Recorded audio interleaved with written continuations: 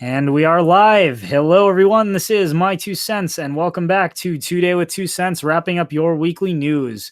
Joined again by the usual crew, at least most of the usual crew here. Night Shift 10,000, Scorch 88, and Mag, discussing all the biggest, most important, or just downright interesting things that have been in the mainstream or not mainstream media for the past week. First of which, I have said frequently, I don't want to talk anymore about the Mueller report. We're not going to talk about the Mueller report per se. We're going to talk about another issue that is broadly related to it and has especially come up in the news, particularly amongst libertarians. And that is that this past Saturday, Republican Representative Justin Amash of Michigan tweeted out, became the first Republican to openly call for President Donald Trump to be impeached. In a series of tweets, he said that after reading the entirety of the Mueller report and reviewing statements that Attorney General Barr has made, he concluded that 1, Attorney General Barr misrepresented the findings of the Mueller report. 2, that Donald Trump committed impeachable offenses. 3, that partisanship has eroded the system of checks and balances in the nation. And 4, that most of the members of Congress have not read the report. They already reached their conclusions before even reading the report. And this is significant specifically because Justin Amash is known amongst Republicans and more libertarian-leaning Republicans, as well as members of the Libertarian Party, as being a much more libertarian representative than most of the Republicans in Congress, certainly more libertarian than President Donald Trump. And it even was suggested in April that the Libertarian Party had approached Justin Amash and asked if he would be the Libertarian Party candidate for 2020. So a lot of people have speculated, is he in fact speaking out for the impeachment of Donald Trump as kind of a bold move to get into the news and set himself up as potentially either kicking Donald Trump off the ticket for 2020 or running as the Libertarian Party candidate. But what I did notice on Twitter is that a lot of prominent Libertarian Twitter accounts retweeted his what he had to say about Donald Trump being impeached. And thus there were a high volume of libertarians that seemed very happy about what he had to say. Not necessarily ANCAPs, but libertarians. So I thought it was worth discussing. Is Justin Amash right? And should libertarians support his and obviously I don't believe in government, period, but would Justin Amash be the lesser of two evils compared to President Donald Trump? I thought it was something worth discussion, especially since it's really entered the libertarian sphere of discussion. So if anybody has any thoughts on that, by all means, go ahead. Honestly, when it comes to President Donald Trump, yes, he would be the lesser of two evils. It doesn't really matter that much to me because I'm not going to be voting, but if he can run a good libertarian campaign, then, if it lessens the government, let it lessen the government. I mean, maybe some progress will be made. I don't know. It's more than likely that business will go on as usual because nothing really is going to change until the government goes away. Secondly, on the whole impeaching Trump thing, if anyone saw my Mueller report video, you've got to know that I was for him trying to impeach Donald Trump, but that would only give us President Pence or President Hillary. So no thanks. Mm-hmm. I just got to say this. I hate the lesser two evil thing, but it always keeps popping up over and over and over again. Like literally the reason, like back when I was a Republican, well, first Democrat, then Republican, but anyway, I hated the lesser two evils. And after 2016, I realized this is really stupid and it both leads to the exact same thing. You hate both lesser two evils and whatever, but they are both leading to exact same thing. So I just I hate it. I just F both of them. That's all I'm gonna say. Okay, that's fair enough, Mag. I mean, I think it's self-evidently true that in life, whether you're talking about politics, whether you're talking about your own personal circumstances, everyone eventually faces situations where the solution you would like to take, just for one reason or another, isn't available to you at the time, even if you can talk about it in the abstract. So I don't think we can avoid discussions of the lesser of two evils. Obviously, but when it comes to the point to where even if you have the lesser of two evils, but they end up pretty much leading the exact same thing. If you look at the stuff Trump's doing, look at the stuff of Obama's doing, it's not as worse, but you can agree it's still not great. Oh, of course. And I think where I part ways with the minarchist libertarian or even some ANCAPs is that some would suggest that by voting for the lesser of two evils, or by through the process of voting, you can actually shrink the state and make it smaller. I used to adhere to that viewpoint, but I no longer do, just in virtue of the fact that looking throughout history, regardless of who sits in the White House, regardless of who controls Congress, no matter what the specific cultural discussions of the day are, if you look at the hard facts, what laws were passed, what did the government do, nothing really changes. The cultural discourse changed, but the government spent more and the government increased the scope of its regulatory authority. And this happens inevitably. So I don't see voting as an engine by which you can affect social change. I don't necessarily... Go ahead. Go ahead. I was going to say, I don't necessarily think voting for the lesser of voting at all is voting for the lesser of two evils couldn't in any sense be seen as legitimate. I think there are at least some scenarios where I think it might be appropriate to vote for the lesser of two evils, but not as the engine by which you will affect social change, not like what the folks at Liberty Hangout would have you believe.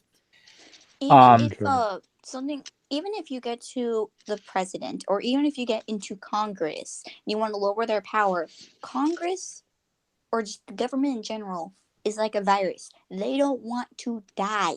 You can't lower their power. Even if you get up to presidency, they will not let you lower their power. I bet they would impeach you just because they're trying to lessen their power. They don't want to die. That's not the way you're going to destroy the government. I have no other way to say it. Mm-hmm. Now, and that's something we've talked about before. Now, quickly on the subject of Amash, I was going to say, I have to say it certainly was a bold move on his part, being one of the only Republicans, or being the only Republican who has called for Donald Trump's impeachment. And in that regard, many people have called him brave, regardless of the position you take. And I think there is merit to that statement. However, I would have to say, on a solely factual basis, I have to disagree with his first two conclusions. He said, one, Attorney General William Barr deliberately misrepresented the findings of the Mueller report. I don't think there's any evidence for that, and he didn't present any specific evidence in his tweets. I mean, Barr said no collusion, and the Mueller did not take a stance on whether or not obstruction took place, and Mueller agreed, yeah, that's what we found. They did. I guess they disagree. Mueller disagreed with Barr's not the spirit of what he said, which was he said the Mueller report did in fact show Donald Trump as a horrible person, which I think we already all believed he's a horrible person. But the question of whether or not he did anything impeachable is another matter. And I think if you say Donald Trump did anything impeachable, you basically have to admit that every president has done something impeachable, and therefore, what does that give you? Yep. All right, moving on. This, of course, has been the prominent news story of today. A prominent news story ever since Justin Amash tweeted that this weekend. But of course, usually when there's a really huge news story that the media just wants to cover over and over, you notice there's also some pretty significant stuff going on in the world that you have to wonder, why aren't they reporting on this? And I don't think as I alluded to earlier, I don't think it's a coincidence that the Mueller report continues to stay the prominent thing in the news when there's plenty of other stuff going on in the world. In particular, the United States and Iran. It's no secret that there's been lots of talk about the United States going to war with Iran ever since the revolution that put the Ayatollah in place in 1979. John McCain famously, during a session in Congress, made a joke singing to the tune of the Beach Boys' Barbara Ann. He sang, "A bomb, bomb, bomb, bomb, bomb, Iran." And the Bush administration and others were very critical of Iran. Now, one of Trump's national security advisors, John Bolton, everyone is pointing to his what he's had to say about Iran. And allegedly, Iran is making a lot of claims about possible war with the United States, although they say the Iranian Revolutionary Guard has stated that it acts in a strict policy of they don't attack unless attacked first. But there's a lot there is a lot more going on, and reading a lot of the articles, it's clear a lot of most of the mainstream commentary doesn't really go into the history of Iran or talk about what it is that the Iranians really want, and as a result, most of it is just political fluff that's part of narratives. The United States has a narrative, and Iran has a narrative, both of which are useful to their own purposes, but both of which don't tell you a lot about what they're actually going to do. So, quickly again, anyone have any thoughts on the rising tensions between the United States and Iran, as the New York Times and CNN is calling it? Iran, you have nothing to worry about. We're still trying to start a war with Venezuela, okay? Got nothing to worry about. Mm-hmm. Now, I don't think our economy and people can survive a war. Just gonna put that out there. If we go into a war, I don't think we'll another war. make it. Okay.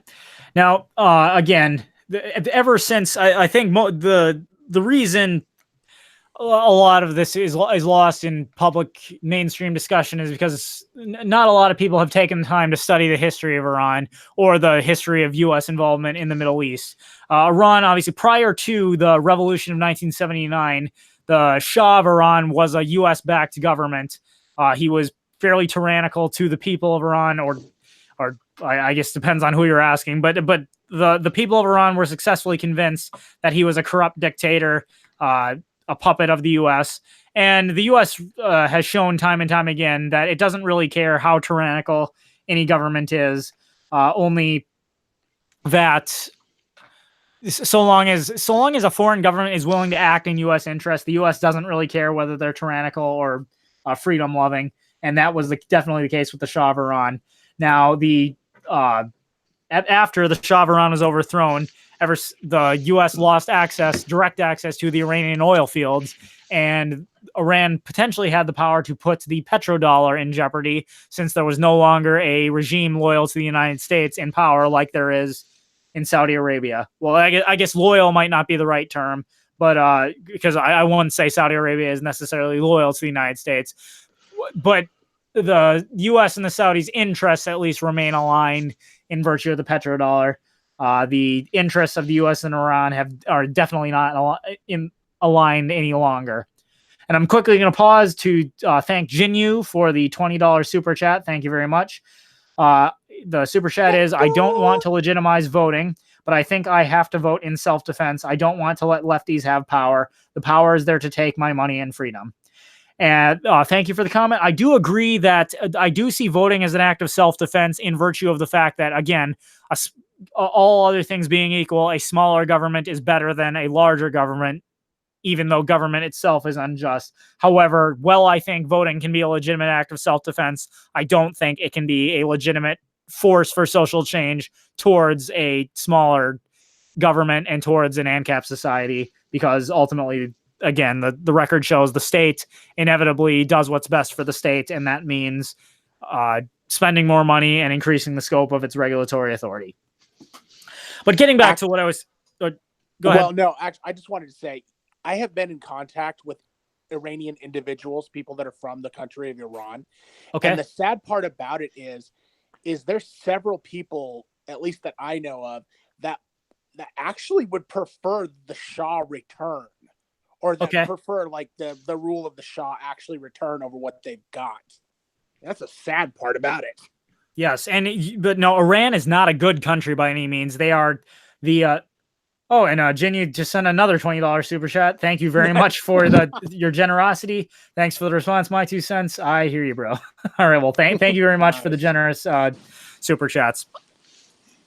Anyways, talking more about the history of Iran. Obviously, the philosophy of Iran is much of a blend between fundamentalist Shia Islam and Marxism. Iran opposes free markets and I know they're ranked mostly unfree on the Index of Economic Freedom, and it is greatly hurting their people.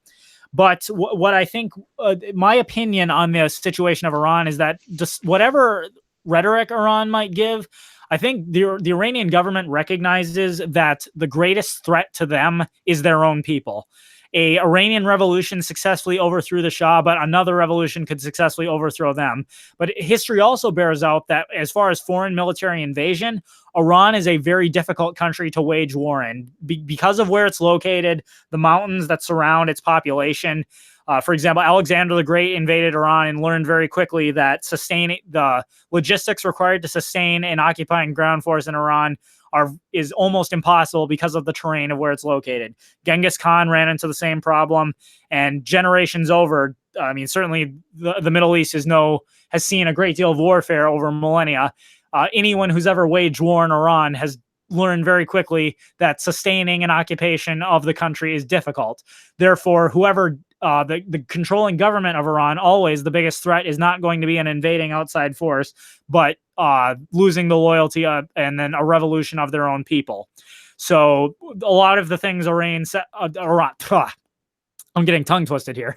A lot of the things Iran says and does should be seen in the context not of what are they going to do to countries outside their borders, but rather what do they need to say about what they're going to do to countries outside their borders in order to maintain control of their own people. They talk a lot about how they hate the U.S. They talk a lot about how they hate Israel, which I think is true, but I think at the end of the day, they're really more concerned with maintaining control over their own people than they are with expanding their influence to other areas of the world. Obviously, they are trying to do that, but they want to maintain control of their own people first and foremost. And with very heavy government-controlled economy and people that are increasingly staging their own protests against the Iranian government, I think the power of the current regime is at I'm trying to pick the right term here because I don't want to go too far. I don't want to say in jeopardy, but they know they don't have as strong of a hold over their people as they did in previous decades. So I think that is a lot of what's going on here.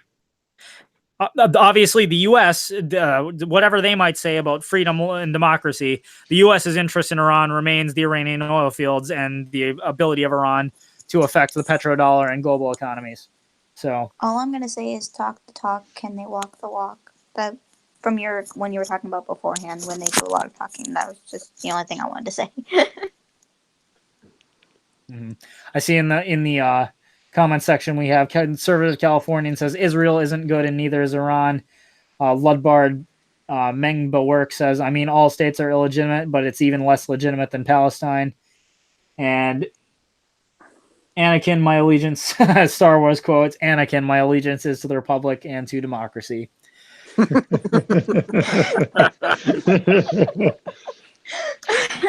that maybe is a perfect example of why democracy doesn't work. Mm-hmm. Incidentally, for everyone's awareness, I plan on releasing a video here shortly talking about the Israeli-Palestinian conflict, because that, too, is also becoming a much bigger discussion amongst libertarians, and there are libertarians who feel very strongly both ways. So stay tuned for that. But again, with tension, I don't really think war with Iran is going to happen. I think it's a lot on the Iranian side. It's about saving face. On the U.S. side, are there politicians and deep state folks who would like to wage war in Iran? Probably, in virtue of getting access to the Iranian oil fields again, or at least the type of access that they like, and the further control and assurance of the future of the petrodollar, since it's going to be so critical, especially in light of what we're about to talk about next. But again, if you want to understand what's real, rhetoric is one thing. The media will always push a narrative that supports the states, what the state needs to secure its power. But if you want to know what's really going on in a given foreign conflict or domestic conflict, what have you, the right question to ask is, who stands to gain the most if such and such happens? So war with Iran, if there is a war with Iran, who stands to benefit the most from that? If there's not, who stands to benefit the most from that? Answer that question and you'll understand what's really going on. Follow the money. Exactly. Now on that note, the future of the U.S. economy and the U.S. dollar. Last week we talked about the trade war that has broken out with China. We reviewed how tariffs are economically retarded. They can only hurt your own country and to some degree hurt the other country, but in trade wars, everyone loses. Now, something that has come up over the past week is that the Chinese, who owns right now it's about $1.121 trillion in U.S. debt securities, have suggested that in retaliation for Trump's tariffs on some $400 billion worth, or $250 to $400 billion of Chinese goods, they have suggested that perhaps Beijing will begin selling off all the U.S. Debt securities that they own. What this would do is essentially, as more treasury bills, treasury bonds, and other U.S. securities go on sale, the price of them goes down. There's less demand. If there's more for sale, the only way to keep selling them is for the price to go down. And as the price goes down, and there's less demand, if the U.S. Treasury wants to sell more securities in order to continue financing the U.S. budget, the only way they're going to be able to do this is to raise interest rates on the Treasury bonds in order to increase demand. But when you raise interest rates, that increases the amount of money the government has to pay back, which forces the government to either tax more or sell even more debt securities, weakening the dollar even more.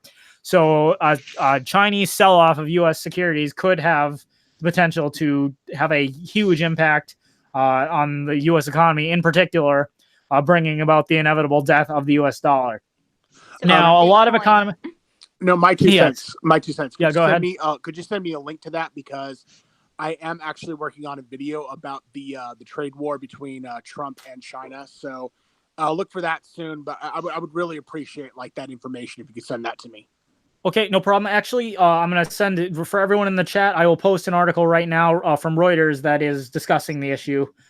There are plenty more I looked at, but I just posted the link there in the main chat. Now, a lot of economists have come out and said that, however this might hurt the U.S., it would hurt the Chinese more. And I think there is some truth to that. But I think, especially considering the history of China and the level of control that the Chinese have over their own economy still. Obviously, China, the Communist Party still controls China.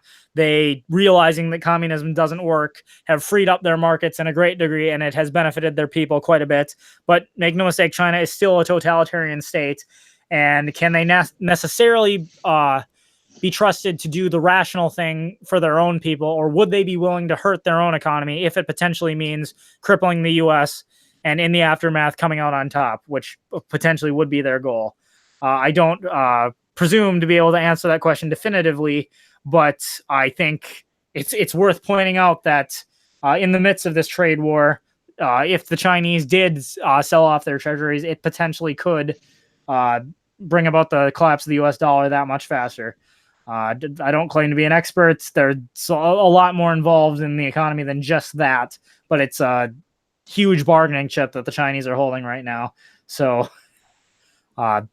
as I've said time and time again, get your cryptocurrency, get your gold and silver, because if all your savings are tied up in the U.S. dollar, within the next 10 years or so, you're going to lose out big time. Yeah.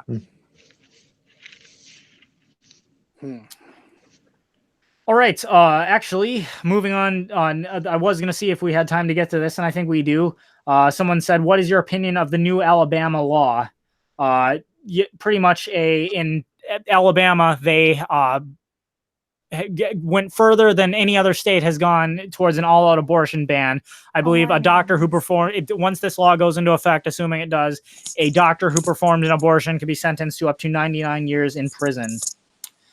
And quick, I'm going to pause again. Another generous super chat. Alex Denton gave $15. Thank you very much.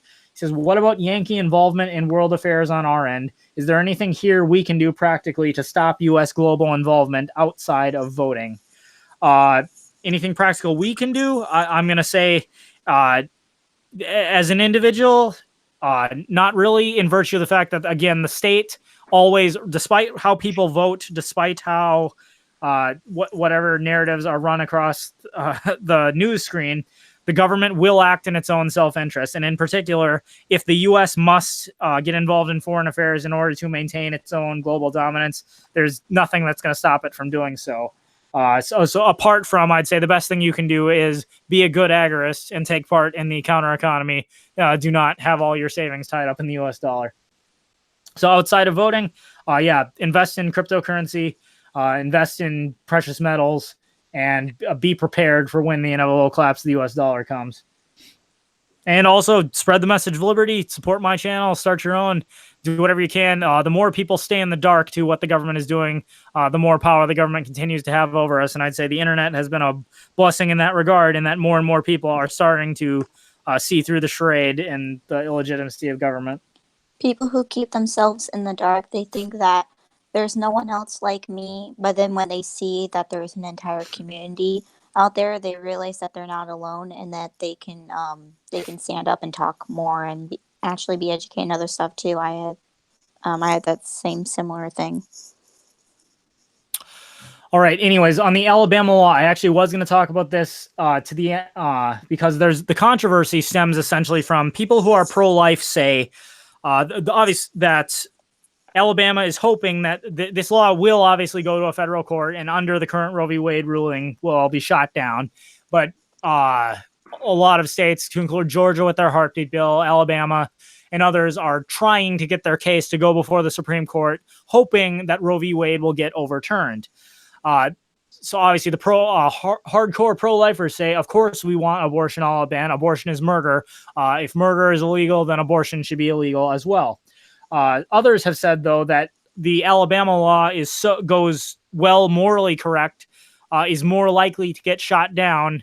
It is less likely to lead to the overturning of Roe v. Wade than a more moderate law, like, say, Georgia's heartbeat law, or something even more moderate. And President Trump tweeted out this weekend he thought that the Alabama law was too extreme. He said he is pro-life except in cases of rape, incest, and the life of the mother.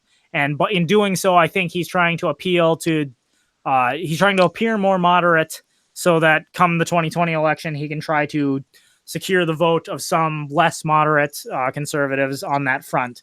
Although, as I tweeted out, I think it demonstrates that he doesn't really understand the pro-life position. If the pro-life position being that an unborn child is a living human being, therefore has the same rights as in any other living human being, namely the right not to be harmed without justification. So even if a child was conceived in rape or in incest, it does not change the fact that it is a living human being and may not have its rights violated without proper justification. So if you say abortion is justified only in cases of rape and incest, well, it shows you don't really understand what the argument is. I've seen people. Sorry to interrupt. I've Go ahead. seen people get pissed off for the saying because people get confused by the fact that they think that they've outlawed abortion itself. They haven't outlawed, they don't punish the woman, they punish the doctor. And the thing is that you can still do it illegally over there. I'm not doubting that by the slightest. I haven't really looked it up, but I really wouldn't be surprised if there wouldn't be some black market for stuff for that or some little black alley thing. But what would it do is the fact that it would push for normal women to not get an abortion so less people would get it. It doesn't punish the girl, but it does punish the doctor. So less doctors would be able to do it. And those that do it, they are realizing that it's in a dangerous force. So the cost of abortion would go up a lot more. So there's less of a chance for people to do it. Does anyone have go ahead. I just want to mention something. This kind of goes into my point. I've always been very personally pro-life. However, I am not for legislating. I am not for legislating these decisions. I don't believe in handing anything over into government hands. But abortion, it's a very tricky issue, especially when you start making laws for it. Because yes, if these laws go into effect in full, they would actually punish the woman. Because if a woman has a miscarriage under this law, she could be facing charges on second-degree murder. She could literally be facing charges on second-degree murder because then an investigation goes up on whether she conducted kind of a secondhand abortion, like an abortion on her own, like an abortion of her own making or whatever. And she goes up on second-degree murder charges, even if she didn't do it. So that is a problem. That sure, the woman could be punished, and that's actually one of the big reasons why I did not want this legislated, and why I'm actually against more more like abortion laws or whatever you would call it. Yeah. And by the way, if I say some bull crap, like I'm not being factual at all, call me out, please. Like if I'm just saying total crap, please. Okay. Well, I think on one hand, I can give the ANCAP answer and say, I oppose government altogether, so I don't think abortion is an issue that should be solved through legislation. Setting aside that issue for the moment, I'm going to dealing with the reality that we are living in a state of society at the moment. I think the question is, what is the best way to get Roe v. Wade overturned? Because people forget, prior to the Roe v. Wade decision, the issue of abortion was left to the states. Various states had their own laws, and to my knowledge, I don't believe state or abortion was unconditionally legal in any state. Most states had exceptions for rape or incest, even though I think morally that's to misunderstand the pro-life position. But it definitely was not the case that that there was a woman had an unconditional right to an abortion through all 9 months of pregnancy. Roe v. Wade, in an unconstitutional act of the Supreme Court, unilaterally took all the laws regarding abortion in all 50 states and threw them out, instituting legislation from the bench, something that if you read the Constitution, the Supreme Court was never given the authority to do. So the question of what do I think of the Alabama law? Is it going to be effective in getting Roe v. Wade overturned? I think morally, I agree with the Alabama law in that it calling out abortion for what it is, which it is murder. But is it going to get Roe v. Wade overturned? I don't think so. And I think there is merit to the claim that, well, for one, I'm not convinced Roe v. Wade is overturnable. A lot of people say we now have a conservative Supreme Court. But unfortunately, Brett Kavanaugh, I wanted to support Kavanaugh, and I did in virtue of the fact that he was falsely accused of sexual assault. But Kavanaugh is not proving to be a strict originalist like Antonin Scalia or Clarence Thomas.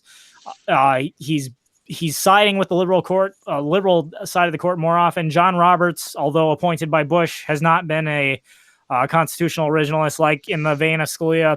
And until such time as you have a majority on the Supreme Court that actually is not going to abuse the Supreme Court and try and legislate from the bench, you really don't have any hope of overturning Roe v. Wade. And unfortunately, I think that right now, whether it's the Alabama law, whether it's something more moderate, like Georgia's heartbeat law, I don't think the Supreme Court is as conservative as a lot of the states seem to think it is. And I don't think any of these laws are going to get Roe v. Wade overturned. I'd be more into taking action, getting more people educated about the fact that the Supreme Court, like every other branch of government, has way overstepped the bounds of constitutional authority it has given, yet proving yet again why minarchism doesn't work. The Constitution has not been able to limit the power of government as it was intended to do. Yep. You just ignore it. Oh, it means this, even though you're literally saying the opposite. Exactly. And once the politicians, Supreme Court justices, whoever they are, violate the terms of the Constitution, what are you going to do about it? Because if you are even a minarchist and you've acknowledged that government is in some sense legitimate, well, what line does the government have to cross before you're justified in rebelling? Because if the government is inherently legitimate, don't you have to go along with what it does even when you think that's wrong? Yep. All right. Mm-hmm. But of course, that's something I could rant about all day, and it comes up in most of our live streams just in virtue of what is going on. I'm very quickly going to answer the question: how would abortion be handled in an ANCAP society? Well, much like the way any other crime would be handled in an ANCAP society, if you had evidence that a woman had an abortion, a violation of the NAP, you would be able to contact your dispute resolution organization and bring a case against her in a private court, which would arbitrate the issue appropriately, as you would if a murder in an ANCAP society, theft, or any other violation of the non-aggression principle. Anyways, it's that time of the week. Who is ready for the weekly hottie? Oh, yeah. Oh, yeah. All right, somebody go ahead and give me a drum roll. As I prepare the screen share, which always takes me more time than I really want it to. This week's Weekly Hottie is a channel called Kara Loves Lingerie. Mag found this one for me, so thank you again to Mag. I understand that the past couple times, every week after the stream is over, I always post the link to the video in the comments section. And Mag pointed out to me that for some reason or another, a lot of those comments have disappeared. So I will check in again on this one. But YouTube censoring you. For those that are interested in finding the video, it is on Mag's channel. Without further ado, here is Kara Loves Lingerie.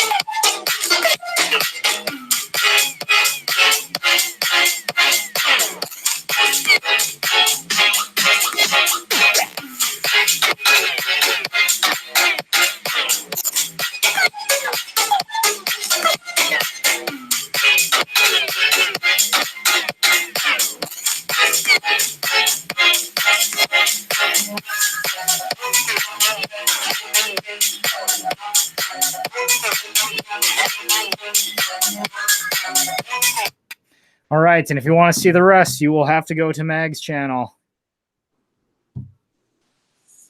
Oh, that's always a satisfier. Thoughts?